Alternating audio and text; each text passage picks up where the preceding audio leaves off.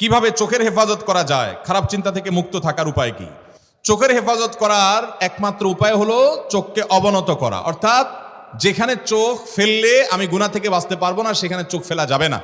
ফেসবুকের যে পেজে, যে গ্রুপে, যে আইডিতে খারাপ জিনিস আসে, বেপর্দা নারীর ছবি আসে, সেগুলো দিকে সেগুলোকে আনফলো করতে হবে। এটা হলো নিজেকে নিয়ন্ত্রণ করা। আল্লাহ বলেছেন কুল্লিল মুমিনিনা ইয়াগুদ্দু মিন আবসারিহিম ওয়া ইয়াহফাযু ফুরুজাহুম। হে রাসূল, আপনি ঈমানদার পুরুষদেরকে বলে দিন তারা যেন তাদের চোখগুলোকে নিয়ন্ত্রণ করে, দৃষ্টিকে নিয়ন্ত্রণ করে, অবনত করে এবং তাদের ইজ্জতকে, সম্ভ্রমকে, লজ্জাস্থানকে হেফাজত করে।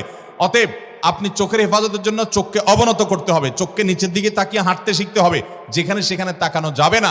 আপনি জানেন যে আপনার কলেজে গেলে, আপনার ইউনিভার্সিটিতে গেলে, আপনি অমুক বাজারে গেলে, অমুক জায়গা গেলে চোখের গুনাহ হয়, তাহলে আগে থেকে নিয়ন্ত্রণ করার ট্রেনিং নেন, প্রতিজ্ঞা করে নিজেকে নিয়ন্ত্রণ করেন এবং অবনত রাখেন, নিচের দিকে তাকিয়ে তাকিয়ে যথাসম্ভব আপনি নিজের চোখকে, দৃষ্টিকে হেফাজত করার চেষ্টাটা করেন।